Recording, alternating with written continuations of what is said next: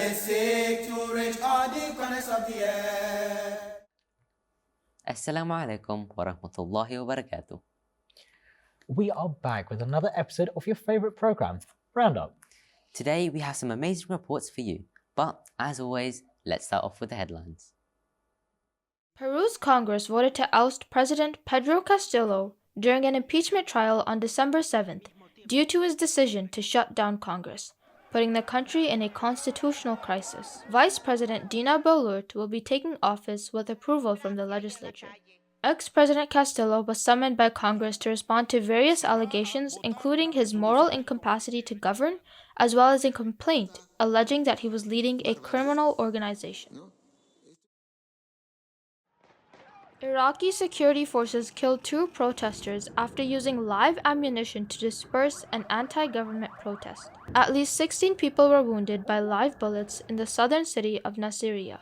Demonstrators were protesting against recent arrests that targeted Shia activists. 25 members and supporters of a far-right group were detained on Wednesday, whom prosecutors said were preparing a violent overthrow of the German state, said to be inspired by QAnon and the Reichsbürger, who do not recognize the legitimacy of modern Germany. Prosecutors said that the plan imagined a former member of a German royal family as the leader in a future state.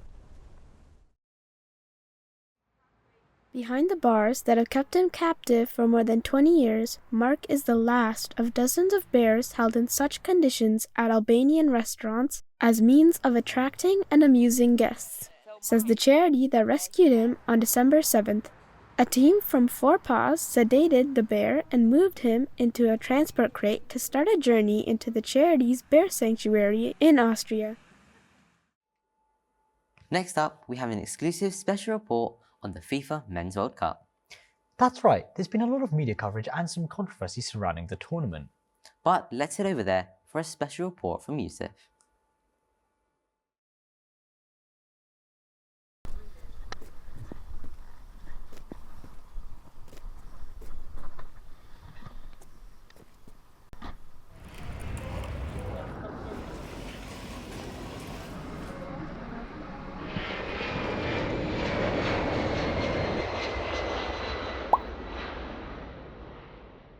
Assalamu alaikum and welcome to Qatar.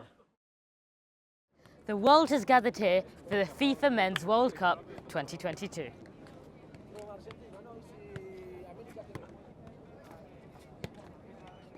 Whilst the football has been thrilling, there has been lots of media attention on Doha. But how has the organisation of such an enormous event actually been for fans who have come in their tens of thousands and the first of its kind in a Muslim country?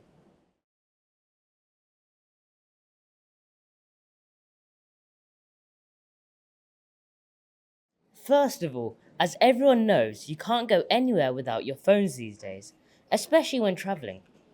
Well, the 2 largest mobile networks in Qatar, Ooredoo and Vodafone, have offered free SIM cards to fans, enabling them to use their mobile devices for the first few days for free. So, once that's sorted, how do you get around? Well, one of the most important aspects has been transport, and it's been running like clockwork. Amazingly, this metro system did not even exist 4 years ago, but has been made purely for the transport of fans to and from stadiums and iconic locations in Doha. All fans who have come to Doha are only allowed into the country with a valid match ticket and a Hayya visa card. This Hayya card gives all fans free travel across the city via the metro system or regular buses. The metro has been a huge investment and has been built to the highest of standards, and you even get to sit at the front of the train.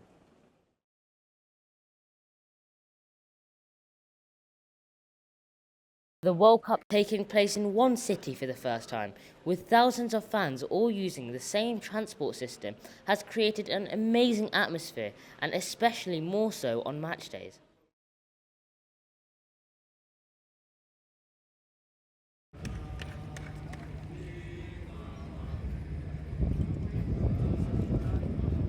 Whether you come during the day or at night, one place is bound to be buzzing, the Souk Waqif.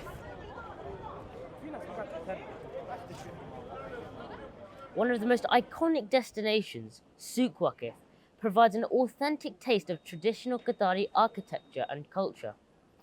Full with bustling alleys and a maze of small shops offering a dazzling array of Middle Eastern merchandise, from spices and seasonal delicacies to perfumes, jewellery, clothing, textiles, handicrafts and more. Fans have been shopping in their thousands and soaking up the unique atmosphere, and of course grabbing a bite to eat. One of the most popular shops to visit here is the pearl shop. Saad Esmail Al Jassim is one of the last pearl divers in Qatar and is still in great shape, even at the age of 87.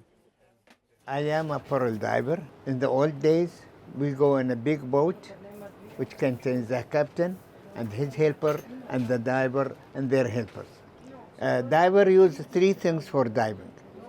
One is a weight to take the diver down. And he put his feet here. They call this a sandal. He put his feet in the sandal and the weight will take him down with the rope on top. Second is a basket to collect the oyster in. Third one is a nose clip to be put on the nose to avoid water from going to the nose, just like this. Take a long breath and go down. 2 minutes underwater without breathing. The depth will be about 13-14 meter depth. Our diving from sunrise to sunset. Our journey will take about 3 to 4 months. We eat, we drink, we sleep only on the boat.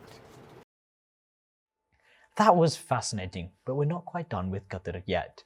We'll be heading back there later in the episode. Fortunately, we have Khilafah to guide us on all matters. We are blessed to have access to Hazur's Friday sermon every week. With that said, let's now go to Islamabad for a summary of the recent Friday sermon.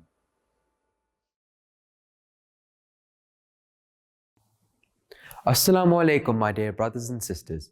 During this week's Friday sermon, Hazur Aidullah Ta'ala bin Nasr al-Aziz began his sermon by saying that he would continue highlighting incidents from the life of Hazrat Abu Bakr Radhiyallahu anhu. Did you know that Hazrat Abu Bakr was one of the best tradesmen of his time who was successful in his field from a very young age? During this week's sermon, Hazur mentioned the great qualities and achievements of Hazrat Abu Bakr. Hazur Aidullah Ta'ala bin Nasr al-Aziz quoted the promised Messiah ﷺ, who said that Hazrat Abu Bakr anhu and Hazrat Umar anhu were leaders who reached great heights for the sake of God, and they invited people far and wide to Islam. Both their eras of Khilafat saw great victories. Both faced issues and threats. However, it was due to the truthfulness of Hazrat Abu Bakr that God helped Islam through such troubled times. The same God who helped the Holy Prophet ﷺ helped Hazrat Abu Bakr. Hazur Aidullah Ta'ala bin Nasr al-Aziz continued to quote the promised Messiah ﷺ, who said that Hazrat Abu Bakr anhu prayed with great effort and would give himself to the devotion of God. He would pray heavily whilst prostrating and would cry whilst reciting the Holy Quran. His nature was closest to that of the Holy Prophet ﷺ, and it was this reason that he was among the first ones to accept him. In fact, he possessed various qualities similar to those possessed by other prophets. We do not find direct mention of any companion in the Holy Quran with certainty other than Hazrat Abu Bakr. During this week's sermon, Hazur continued quoting the promised Messiah ﷺ, who said that during his illness, the Holy Prophet ﷺ appointed Hazrat Abu Bakr to lead prayers. He also said that aside from the door of Hazrat Abu Bakr anhu, all other doors into the mosque should be closed, for there was no one with greater favors upon him than Hazrat Abu Bakr.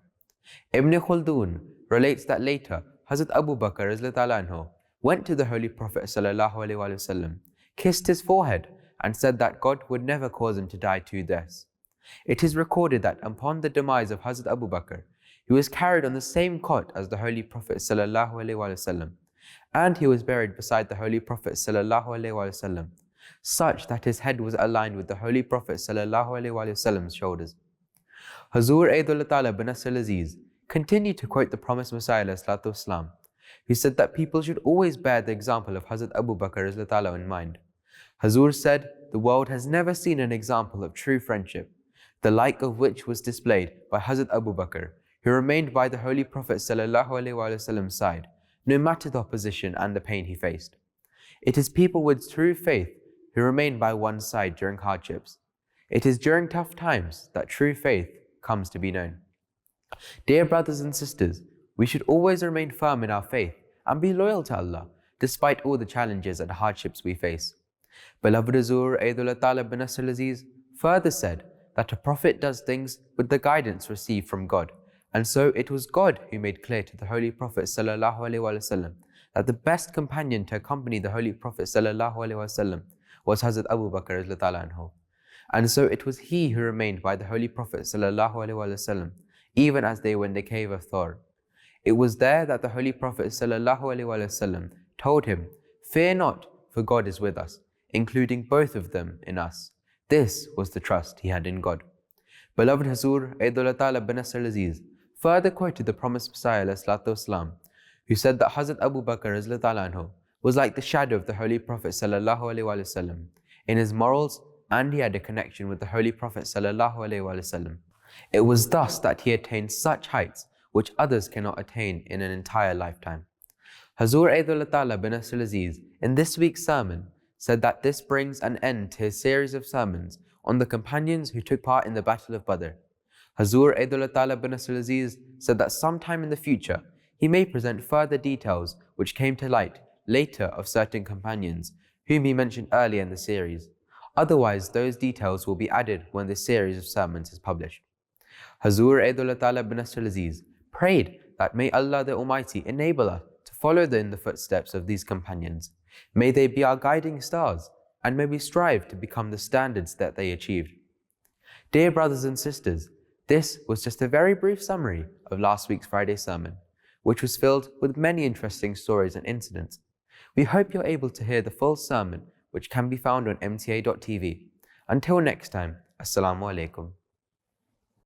Jazakallah for that summary. Don't forget to watch the full khutbah on the MTA Online 1 YouTube channel, which has multiple languages. Let's now head over to Nigeria to check out a very interesting building. Let's check it out right now.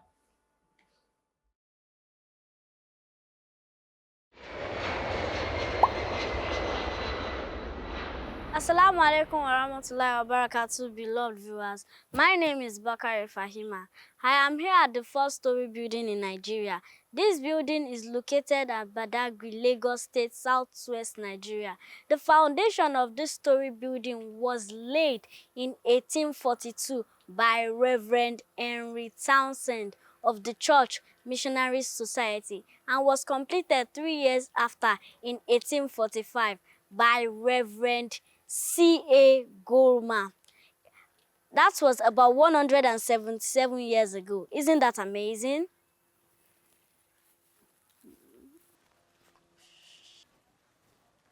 It was around this same time that Christianity was brought to Nigeria, as it is believed to have been introduced through Badagry. Then, this building was occupied by Samuel Ajayi Crowther, the first African CMS bishop, when he undertook the translation of the Holy Bible from English to Yoruba. The one-story building has its corrugated iron sheet roof, and it is close to the Marina waterfront. It is believed to be the most popular mission house in Badagry because the first set of missionaries in Nigeria settled here. Join me as I take you through the building.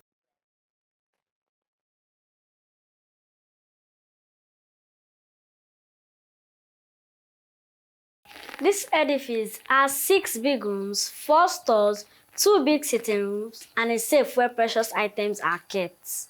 This is the picture of the historical Agia tree where Christianity was first preached in Nigeria. This is the first Bible brought by the CMS missionary, Reverend Henry Townsend, in 1842, and this is the first Bible translated by Bishop Samuel Ajayi Crowther in 1845. These are some of the items used in the construction of the building.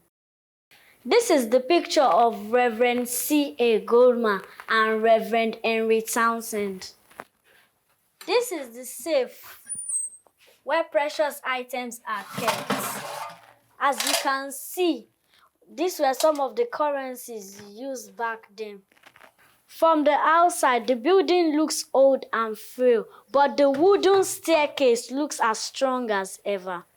This building attracts many visitors every year, as it is believed to be the cradle of Western education in Nigeria.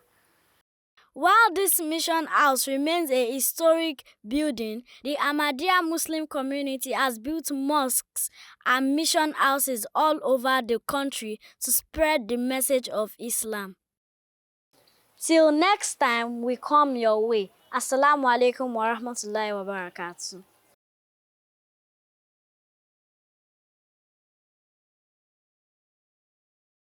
Jazakallah for that informative report. Next, we are going to Canada to check out one of the most beautiful places in the world. Let's take a look.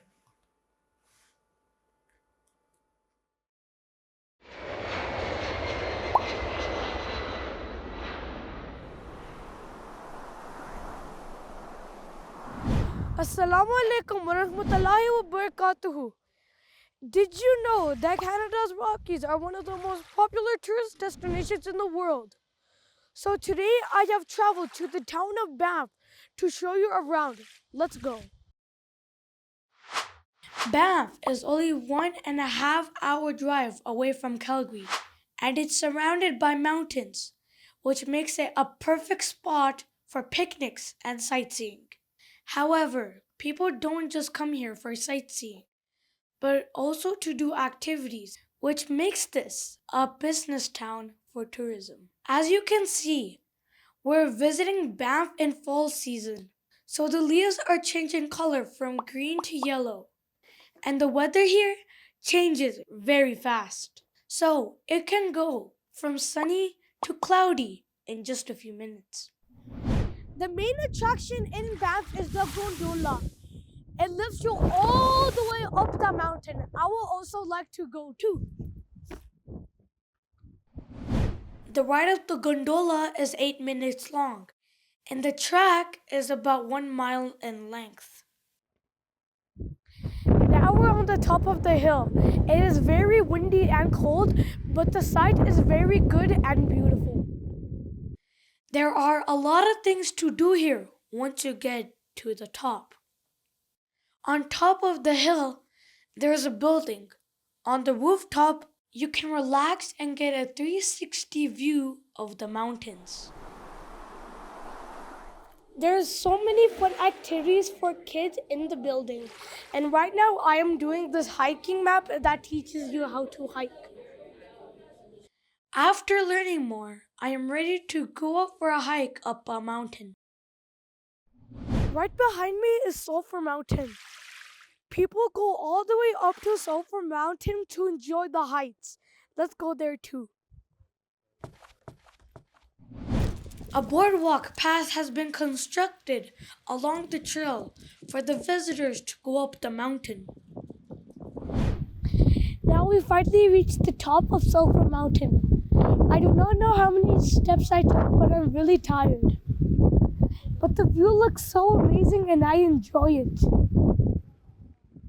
Coming down from the mountain was very tiring. It will be getting dark soon, so it's time to wrap up and start heading home. Around 4 million people go to Banff National Park to enjoy its beauty. Today, I didn't get enough time to show you all the fun activities you could do at Banff. But if you get the chance to go, I am sure that you will have such a fun and amazing time here at Banff. You know what? Banff is a beautiful place. It is, and I hope I can visit it someday, inshallah. Inshallah. Now, finally, let's head back to Qatar for the rest of our exclusive report on the World Cup. I wonder what else we can expect.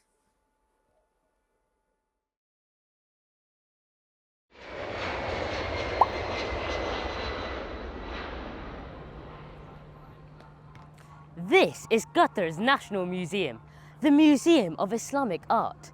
This museum holds the finest arts and artifacts across the Muslim world. But that's not all there is. There's also the National Museum of Qatar, showcasing the rich history of this country.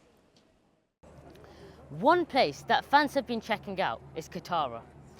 This place is amazing and is home to a beautiful beach line filled with authentic Qatari culture and tradition. Here, you'll find fishermen still making dough boats by hand, seashells plucked from ocean floors, and various traditional Qatari artifacts. Qatar keeps the history and traditions of Qatar's past alive even today. The beachfront really is a thriving atmosphere and a must visit whether the World Cup is on or not. Just a short walk away from the beachfront, Qatar is also home to many exhibitions to this area, including an exhibition on World Cup memorabilia from World Cups in the past.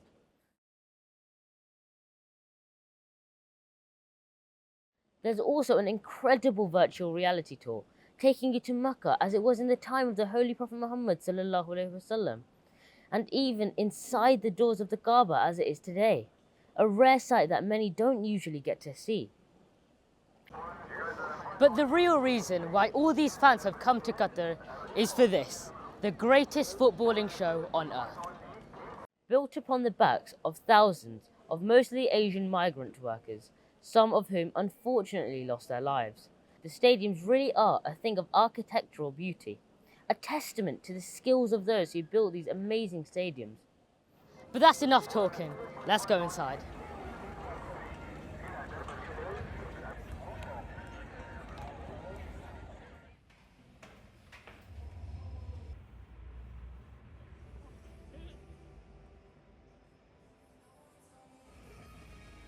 The newly built stadiums really do provide a beautiful setting for the entertaining action on the pitch.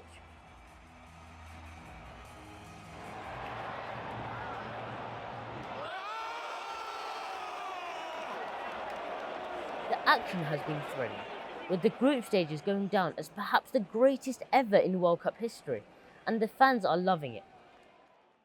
Y algunos han sido cualquier cosa. Como de Argentina a Arabia nadie se lo esperaba, pero bueno, estuvieron lindos. Y me gustó mucho el centro, estuvo muy lindo el centro. Algo diferente, no, la gente muy distinta, otra cultura. Pero está bien, algo diferente, algo distinto, está bueno. Of course, not everyone is able to go to every match.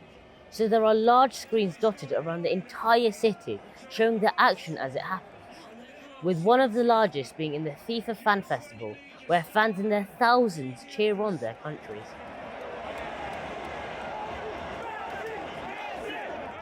There have been many huge upsets in the World Cup this year, with some of the great giants and past winners being either beaten or knocked out.